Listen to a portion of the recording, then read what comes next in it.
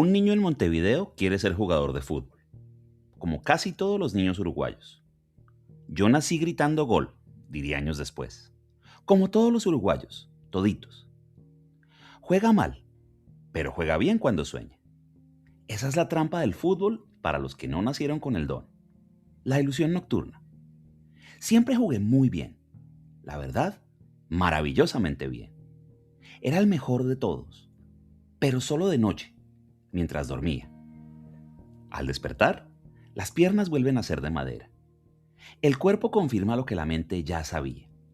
El fútbol no es lo suyo. La pelota y él nunca pudieron entenderse. Un caso de amor no correspondido, como tantos amores que se quedan en el deseo y no llegan al encuentro. Entonces, prueba otros oficios, sin suerte, hasta que por fin empieza a escribir. El gesto es mínimo, cambiar un balón por una hoja de papel. Pero ese cambio no es una renuncia, es una traducción. No abandona el fútbol, lo lleva a otro territorio. Aprende a gambetear con la sintaxis lo que no pudo gambetear con las piernas, a construir con palabras lo que las rodillas no supieron construir en la cancha. En el prólogo de El fútbol a sol y a sombra, lo confiesa sin vueltas. El autor ha querido hacer con las manos lo que nunca pudo hacer con las piernas. La cancha ahora es otra, pero sigue siendo una cancha. Tiene ritmo, tiene pausas, tiene gambetas y también tiene derrotas. Escribir para Galeano no fue el plan B del futbolista frustrado. Fue la forma que encontró el cuerpo para no desaparecer, para seguir jugando, aunque las piernas no lo dejaran. Las palabras como piernas, las frases como pasos, el papel como césped. Esa decisión infantil contiene toda la tensión del oficio. No es nostalgia, es intuición. La escritura también es un deporte de resistencia. Requiere de entrenamiento, requiere de disciplina y sobre todo requiere de la certeza de que vas a fallar muchas veces antes de acertar una sola vez. El horizonte de Galeano se define en ese instante, no desde la certeza de lo que será, sino desde la conciencia de lo que no será. Y la decisión de no quedarse ahí, en la orilla del fracaso, mirando cómo otros juegan. Decide entrar, aunque sea con otras armas. Eduardo Germán María Hughes Galeano, familia católica de clase alta, ascendientes italianos, españoles, galeses, alemanes. El apellido paterno, Hughes, desaparece en su firma. Y no es un accidente. De su madre tomó el apellido para firmar como escritor. Es una declaración. Construirse a sí mismo contra los orígenes. Trabajó como obrero de fábrica, como dibujante, como pintor, como mensajero, como mecanógrafo, como cajero de banco. Alguien que podía haberse quedado en el privilegio, eligió mancharse las manos. Pero no por moralismo, sino por necesidad. Para contar la historia de los de abajo, hay que bajar. Y para bajar, hay que desprenderse de lo que te ata arriba. El apellido paterno era un ancla, y la decisión de soltarla fue el primer gesto político de su escritura. Se inició como periodista a comienzos de 1960, como editor del semanario Marcha. Antes de eso, a los 14 años, ya publicaba dibujos y caricaturas en el semanario El Sol, firmadas como Yus. El oficio fue aprendiéndolo en las redacciones, no en las aulas. La universidad, para él, fueron las calles de Montevideo y después las dictaduras que lo expulsarían. La omisión del apellido Hughes no es un capricho estético. Es el primer gesto de un método que se repetiría durante toda su vida. Elegir de dónde se habla. Y elegir no hablar desde el privilegio. Elegir, incluso cuando el origen te da la opción de no elegir. El escritor que omite su apellido paterno es el mismo que después fragmentará la historia en historias, que escribirá desde los márgenes, aunque podría haber escrito desde el centro, que se exiliará, aunque podría haberse quedado. La firma ya contenía el método. Galeano, sin Hughes, sin el peso de lo heredado, solo con lo elegido. Lleva 4 años investigando. En 90 noches de cafeína escribe Las venas abiertas de América Latina. Tiene 31 años y el libro se convierte en un fenómeno casi de inmediato. Publicado por Siglo XXI Editores, recibe mención honorífica del premio Casa de las Américas. Pero el éxito llega con su doble, la censura. El libro que lo hace famoso es el mismo que lo obliga a huir. Fue prohibido en Chile durante la dictadura de Pinochet. En Uruguay, tras el golpe de Estado del 27 de junio de 1973, Galeano es encarcelado y después exiliado. El libro que denuncia el saqueo de un continente termina obligando a su autor a vivir fuera de ese continente. La ironía no es sutil, es brutal. Años después, en una entrevista de 2014, Galeano matiza. Admite que ya no leería ese libro, que era un texto de economía política escrito por alguien sin formación en economía política, que fue útil, pero que él ya no es ese. Esa declaración incomoda a algunos. Para otros, confirma la honestidad del método. Un escritor que cambia de opinión es un escritor que sigue pensando. Construir una obra que te persigue toda la vida, que se vuelve más grande que tú y tener que convivir con ella sin que te devore. El costo de cargar con una etiqueta. El escritor de Las venas abiertas. Como si Memoria del Fuego, El libro de los abrazos, El fútbol a sol y a sombra, toda la obra posterior, no existiera. Como si un hombre solo pudiera escribir un libro importante en toda su vida. Esa contradicción no es un defecto, es el motor. Él escribió el libro que había que escribir en ese momento, y después escribió otros, y después otros más. El método no es necesariamente la coherencia, es la honestidad de cambiar de opinión cuando la realidad cambia. Está exiliado en Barcelona cuando publica Memoria del Fuego 1, Los Nacimientos. Es 1982. Le seguirán Las caras y las máscaras en 1984 y El siglo del viento en 1986. Una trilogía que cuenta la historia de América Latina desde la creación del mundo hasta el siglo XX. Pero no como un tratado, como una sucesión de pequeños relatos, cada uno de tamaño inferior a una página. Historia oficial, leyendas, mitos indígenas, todo mezclado, sin distinguir lo cierto de lo falso, porque la verdad también está en las mentiras que la gente se cuenta. El método es simple, pero es devastador. Fragmentar la historia con mayúsculas para que quepan las historias con minúscula. No se trata de negar la gran narrativa, sino de desconfiar de ella, de abrir grietas, de dejar espacio para lo que no cabe en los libros de texto. Galeano había empezado a esbozar esta idea antes del exilio, pero es en Barcelona, lejos de casa, donde la obra toma forma. El desterrado escribe la historia del continente que lo expulsó, y la escribe desde la distancia que da el dolor. Porque el exilio, aunque sea geográfico, también es temporal.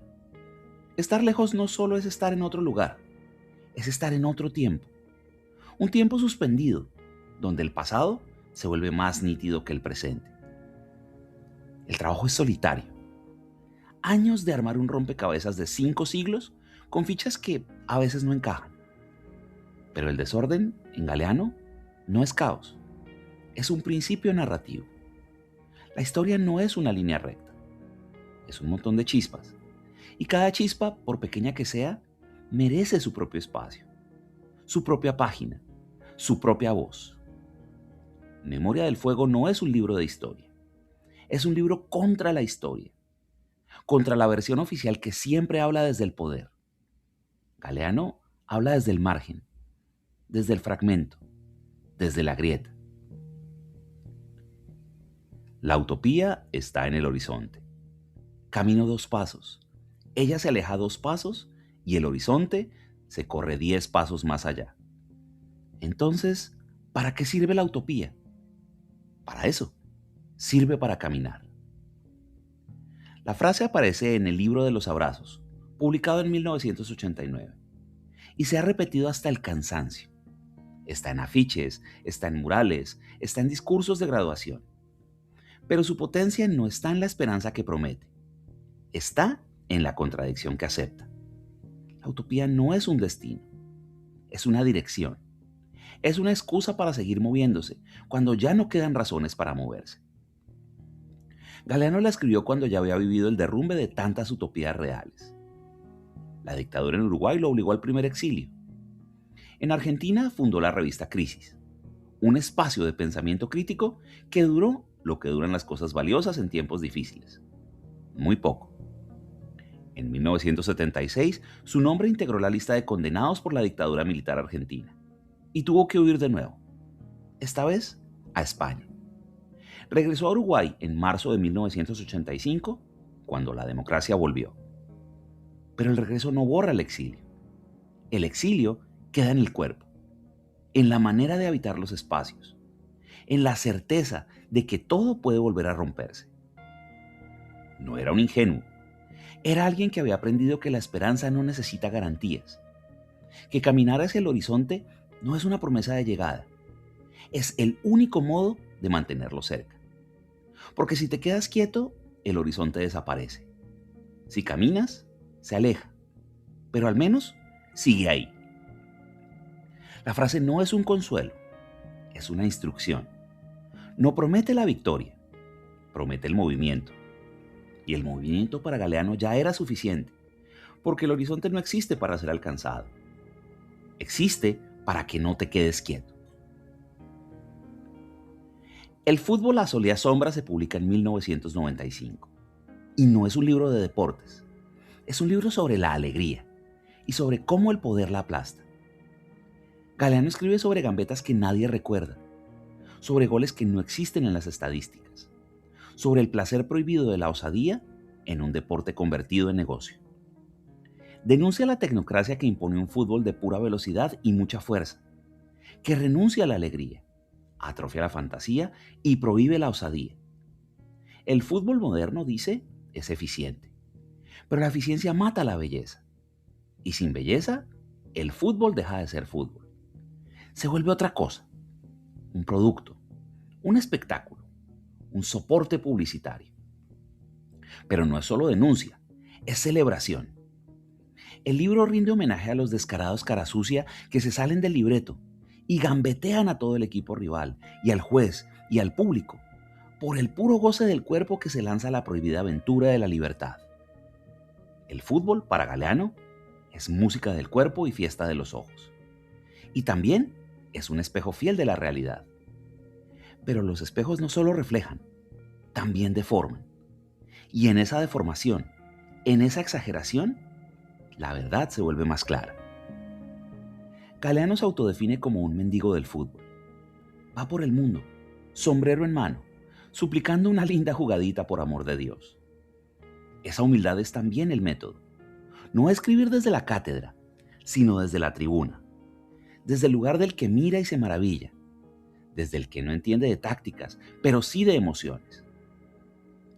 El fútbol para él no fue un deporte, fue la memoria del cuerpo, fue la forma en que las piernas recuerdan lo que las palabras no pueden decir, fue la revancha del niño que jugó mal, fue la cancha donde finalmente pudo gambetear.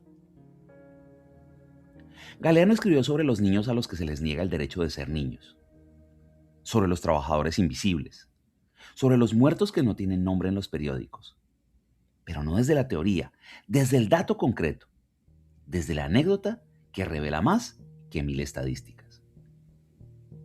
En el libro de los abrazos cuenta la historia de Cayetano, un niño de la calle en Bogotá que le pide limosna y después le regala una flor.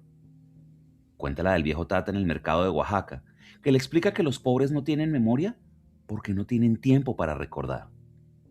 Cuenta la de Pedro Rodríguez, el zapatero de Montevideo, que dice que un buen zapato no se nota.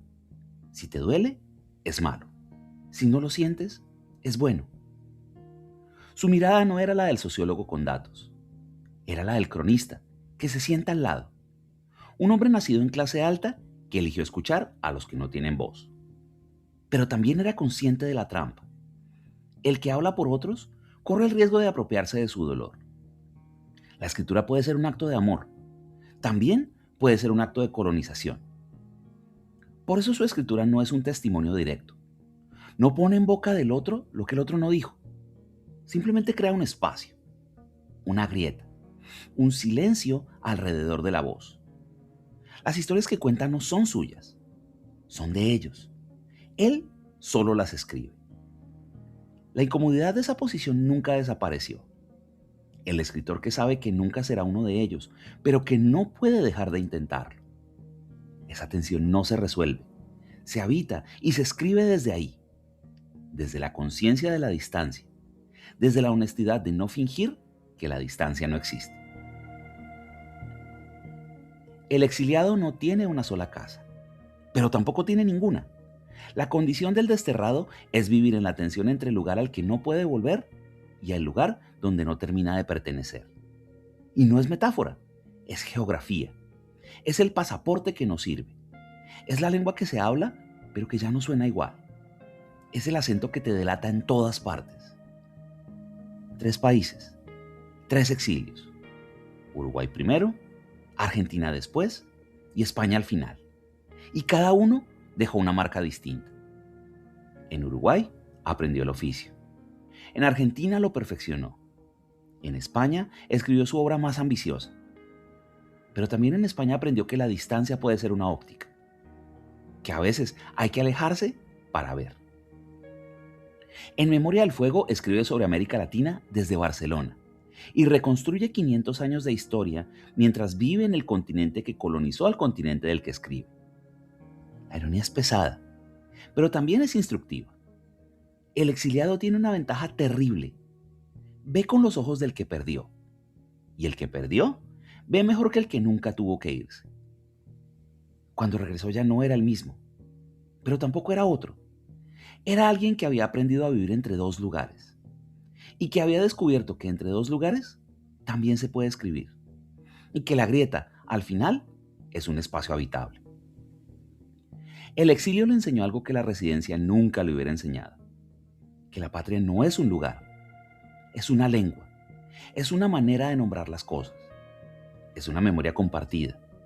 Y esas 3 cosas pueden caber en una maleta, pueden cruzar fronteras, pueden sobrevivir al destierro. Galeano coqueteó con la muerte varias veces. A los 19 años salió de un coma por ingestión de barbitúricos. Años después, sobrevivió al paludismo.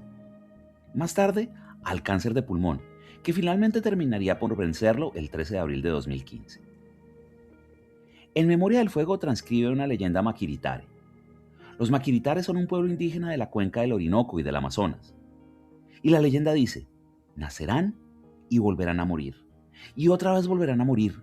Y otra vez nacerán. Y nunca dejarán de nacer, porque la muerte es una mentira. Galeano no comenta la leyenda, ni la explica. La deja ahí, flotando, como si el solo hecho de transcribirla ya fuera un acto de fe, o de esperanza, o de deseo. La muerte como una interrupción y no como un final. La vida como un ciclo que no se cierra. No se sabe si Galeano creía en eso, pero sí se sabe que le tenía miedo a la indiferencia. Lo dijo en entrevistas, que su mayor temor no era morir, era que todo el dolor vivido y escrito no hubiera servido para nada, que las venas se hubieran abierto en vano. Siguió escribiendo hasta el final, no porque creyera que escribir lo haría inmortal, sino porque escribir era lo único que sabía hacer. Una semana antes de morir publicó su última columna en el semanario Brecha. El texto hablaba de la muerte, pero no como final, como interrupción. Los libros siguen en las bibliotecas, las frases siguen en las paredes, las historias siguen siendo contadas. La muerte resultó ser, al final, lo que la leyenda maquiritare decía: una interrupción, no un final. El libro de los abrazos, las palabras andantes, los hijos de los días, todos ellos son intentos de capturar lo pequeño, el gesto cotidiano, la anécdota que la historia oficial desprecia, el chisme que revela una verdad más profunda que los datos. En Los hijos de los días, publicado en 2012, escribe una entrada para cada día del año. Historias de resistencias cotidianas, de gente anónima que dijo no cuando todos decían sí, de pequeños actos de dignidad que nunca aparecen en los libros de texto. El 9 de enero cuenta la historia de Simone de Beauvoir, que nació ese día en 1908. El 23 de abril, la de Cervantes. El 13 de junio, la del poeta venezolano Aquiles Nazoa, fusilado por negarse a delatar a sus compañeros. Cada día tiene su historia y cada historia tiene su dignidad. El título no es casual. Los hijos de los días somos todos, los que vivimos en el tiempo, no en la leyenda, los que hacemos lo que podemos con lo que tenemos, los que no saldremos en los libros de historia, pero que igual dejamos huella en alguien. No es una doctrina política, ni una teoría literaria. Es una forma de mirar, de detenerse en lo que otros pasan de largo. Es encontrar belleza donde otros ven basura. Es escuchar a quienes otros no quieren oír. Esa mirada se reproduce cada vez que alguien elige contar una historia menor en lugar de la gran historia. Cada vez que alguien se sienta a escuchar en lugar de juzgar. El método no requiere de instrucciones, requiere de atención. La misma atención que Galeano ponía al caminar por la calle, al escuchar una conversación en un bar, al leer un periódico viejo. Encontraba historias donde otros veían ruido. Y esas historias, al escribirlas, dejaban de ser ruido. La última imagen no es un estudio abarrotado de libros ni una conferencia multitudinaria. Es una mesa, en algún lugar, donde alguien escribe a mano. Galeano escribía a mano, siempre. No usaba computadora y corregía muchas veces. Era un perfeccionista, decía, por haber nacido bajo el signo de Virgo. Pero la precisión no era pedantería, era respeto. Cada palabra tenía que merecer el papel. Cada historia tenía que ser verdad, aunque fuera ficción. Porque la verdad para él no era un asunto de datos, era un asunto de justicia. La historia podía ser inventada y ser verdadera si revelaba algo esencial sobre quienes la contaban y sobre quienes la escuchaban. La ficción no era una mentira, era otra forma de decir la verdad. La escritura fue su revancha, no contra el fútbol, sino contra su propio cuerpo, contra la sensación de que había algo para lo que no había nacido y que sin embargo amaba. Esa tensión entre el deseo y la capacidad recorre toda su obra. No escribía desde la soberbia del que sabe, escribía desde la humildad del que no pudo, del que se quedó en la orilla mirando a los otros jugar y decidió que si no podía gambetear con las piernas, gambetearía con las palabras. Y las palabras al final resultaron ser un campo de juego más grande que cualquier cancha de fútbol. Tenía 74 años cuando el cáncer de pulmón que había sobrevivido años atrás volvió. Y esta vez no hubo sobrevida. Pero mientras la mano sostenía la pluma, mientras la pluma tocaba el papel, mientras el papel recibía las palabras, la muerte podía esperar. No es metáfora, es su método. Escribir como forma de seguir vivo. No después de la muerte, sino durante la vida. Dejó de escribir, pero lo que escribió sigue ahí, en las bibliotecas, en las librerías, en las mesas de noche, en los cuadernos de los que leyeron una frase suya y la copiaron para no olvidarla, en cada lector que abre uno de sus libros y encuentra la invitación a mirar de otra manera, a caminar hacia el horizonte, aunque el horizonte se aleje, a gambetear con las palabras lo que no se puede gambetear con las piernas. La cancha de papel sigue abierta. El partido no ha terminado, porque lo que Galeano escribió no necesita que él esté vivo para seguir jugando. Gracias.